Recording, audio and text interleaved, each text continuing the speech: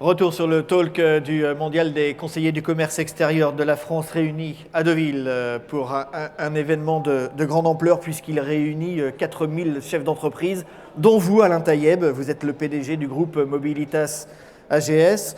Alors, Alain Taïeb, Mobilitas AGS, c'est un groupe important. C'est d'abord une entreprise familiale spécialisée dans le déménagement à l'international. Vous êtes une belle ETI, une ETI patrimoniale aujourd'hui. Vous êtes présent partout dans le monde, 60% de votre chiffre d'affaires est réalisé à l'étranger. Vous avez à peu près 4000 collaborateurs, 3850 je crois exactement. 4300. 4300, vous voyez mes chiffres retardent un peu.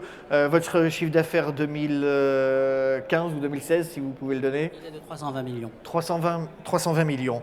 Vous êtes très présent. On va parler un peu d'abord d'AGS Mobilitas et puis après on parlera de l'appui aux PME puisque vous êtes le président de la commission appui aux PME au commerce extérieur. D'abord, votre activité, vous êtes très développé à l'international et notamment l'Afrique. Pourquoi l'Afrique? C'est historique chez vous? Alors, juste pour représenter, mais compléter simplement, parce que votre présentation était parfaite, sur l'entreprise. Donc, on s'approche de la 50e année d'existence. Donc, c'est une entreprise qui va bientôt avoir un demi-siècle d'existence. Elle est ETI patrimoniale, donc plus de 4000 salariés, total de bilan. Donc, on fait partie effectivement de ce paysage qui est un peu désertifié en France, puisque malheureusement, par rapport à nos amis anglais, allemands ou italiens, il y a beaucoup moins d'ETI en France. Beaucoup moins d'ETI en France que nos il y en a pays voisins. Combien de TI? 4000 quoi? Voilà, on dit 4000, mais en réalité, il y en a un peu moins parce que la filiale de BMW ou d'IBM ou de Google en fait, ce sont des ETI qui font partie de taille italienne, voilà. Mais qui n'est pas une qui sont pas indépendantes, ETI en fait. patrimoniale, absolument. Donc des ETI patrimoniales françaises, il y en a beaucoup moins que ça. Et c'est ce qui manque dans le dispositif. Bon, donc on est une ETI française, capitaux français, direction générale française. Alors, et pour compléter, je fais partie de la deuxième génération, je dirige le groupe depuis plus de 20 ans. Et donc la troisième génération rentre aux commandes aussi. Donc on est vraiment dans une vision long-termiste de l'entreprise et on a des projets où ce n'est pas forcément l'immédiat qui nous intéresse, mais ce qui va se passer dans 5 ans, 10 ans, 15 ans. Et ça, c'est la caractéristique des ETI et c'est pour ça qu'elles sont très importantes dans le développement économique du pays. Alors, l'international, nous, le virus nous a pris il y a 30 ans. On a commencé l'international en ouvrant des filiales en Grande-Bretagne, en Belgique, dans les départements et territoires d'outre-mer français, même si ce n'est pas l'international, mais on était déjà dans le schéma d'aller procéder à des opérations loin de nos bases. Vous êtes implanté, vous n'avez pas procédé par croissance externe? Les deux, implantation ou croissance externe, suivant les disponibilités le cas du pays, en fait. et l'état des relations. Voilà, donc c'est vraiment une combinaison de croissance organique et de croissance externe. Alors, cette culture internationale aidant, nous sommes installés à Abidjan il y a presque un quart de siècle. Et là, on a découvert un marché où il y avait tout à faire. Et d'Abidjan, zone accessible pour une entreprise française pour des raisons linguistiques, culturelles, économiques, réglementaires. C'est aussi facile de s'implanter à Abidjan que de s'implanter à Limoges. Hein, donc, au niveau du droit, au niveau de la langue, de la culture, du networking, voilà.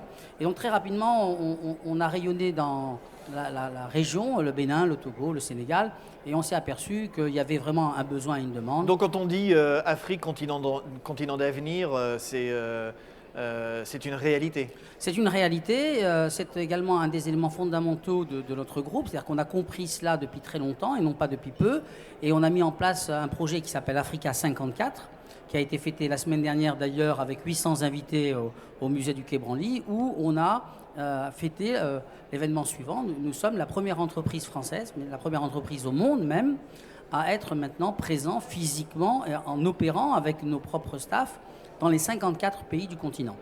Et ça, effectivement, c'est de l'international. Et puis, c'est un signe très fort aux autres entrepreneurs que l'Afrique est accessible, que nous ne sommes pas Total ou Air France ou Bolloré, nous n'avons pas leur taille.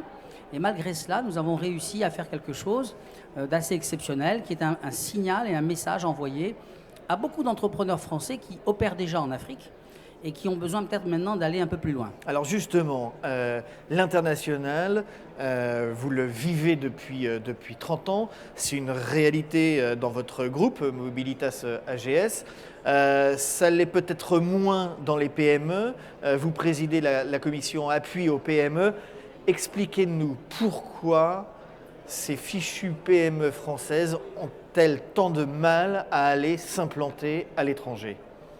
Je pense qu'une grande partie de notre déficit du commerce extérieur provient de cette absence d'entreprises de taille intermédiaire ou de PME sur le dispositif.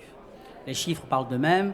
On est à 110 000 entreprises françaises, PME, à l'international, alors que chez les Italiens ou chez les Allemands, on parle de 300 000, 400 000. Donc il y a un rapport de 1 à 3, 1 à 4.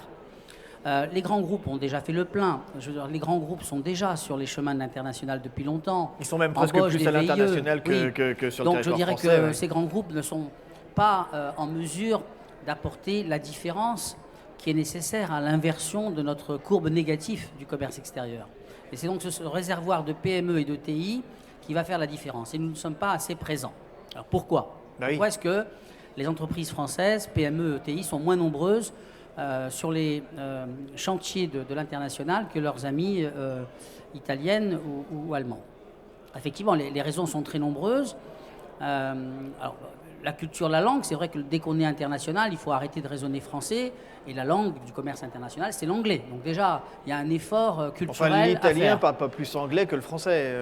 Les Italiens se débrouillent plus facilement en anglais que les Français, globalement quand même. Oui, absolument. Oui, si vous allez dans des petits pays, vous allez en Tchéquie ou en Hongrie, les gens parlent 4 langues facilement. Alors qu'en France, puissance importante, l'effort vers les autres n'a pas été fait depuis très longtemps. Il est fait depuis peu. Je vous rappelle quand même que la diplomatie, elle était en français il y a longtemps, que les organisations internationales communiquaient en français. D'accord, donc la langue. Okay. La langue était un handicap. Les autres freins.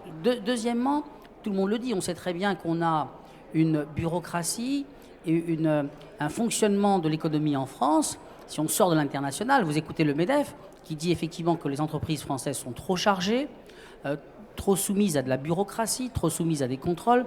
Toute cette énergie qui est dépensée à pouvoir tenir son vaisseau sur la France, c'est autant en moins pour le développement international. C'est pour ça que vous dites que l'ennemi du commerce extérieur vient de l'intérieur. C'est une phrase que vous aimez citer. Pour moi, le premier ennemi du commerce extérieur, qui est à l'origine de nos déficiences, il est à l'intérieur. C'est-à-dire qu'effectivement, imaginez que quelqu'un s'apprête à courir à 100 mètres aux Jeux Olympiques et qu'au moment du départ, quelqu'un lui tienne le maillot et le ralentisse. Ou alors qu'on lui dise non, ne cours pas, tu es français, toi tu dois avoir un sac à dos avec 30 kilos de plomb sur le dos et tu vas courir. Alors, de façon paradoxale... Mais ça, ce discours, Alain Taïeb, on l'entend depuis des années et on a l'impression finalement que ça évolue pas. Ce discours est le même et les chiffres sont là. C'est pas très compliqué de faire une association entre ces difficultés que les entreprises françaises ont sur leur propre marché. En gros, c'est quoi l'international? Ce sont des entreprises qui ont tellement bien réussi sur leur marché national, se sont tellement développées qu'à un moment donné, elles ont l'énergie suffisante, les capitaux suffisants, l'expérience suffisante pour pouvoir se projeter à l'international. Donc si vous n'arrivez pas à évoluer, si votre salle de gym n'est pas suffisamment performante et équipée, vous n'avez pas la taille critique pour vous projeter. C'est tout. Donc c'est le marché national qui guide l'orientation internationale. Les Américains ont un marché national qui est immense. Donc quand vous avez atteint un niveau de succès sur le marché national américain, vous avez une telle taille critique que passer à l'international est un jeu d'enfant. Et c'est ça notre problème. C'est qu'effectivement, il faudrait, comme le dit le MEDEF, que les entreprises françaises aient un peu plus d'air au sens géographique et un peu plus d'air au sens de la respiration pour pouvoir se développer. Les PME allemandes, par exemple, ce qui fait leur force par rapport aux PME françaises, c'est qu'elles ont un haut de bilan musclé. Les entreprises françaises sont fragilisées par le poids de la bureaucratie et des contrôles. Les entreprises allemandes accumulent pendant des décennies des résultats, paupérisent et ont une force d'action après, bien sûr. Quand vous allez attaquer un marché international avec 4 millions d'euros de fonds propres ou 50 000 euros de fonds propres, c'est pas pareil. Merci Alain Taïeb, PDG du groupe Mobilitas AGS et également président de la commission appui aux PME. Merci d'être présent sur ce plateau talk du Mondial des conseillers du commerce extérieur de la France, ici à Deauville. Merci.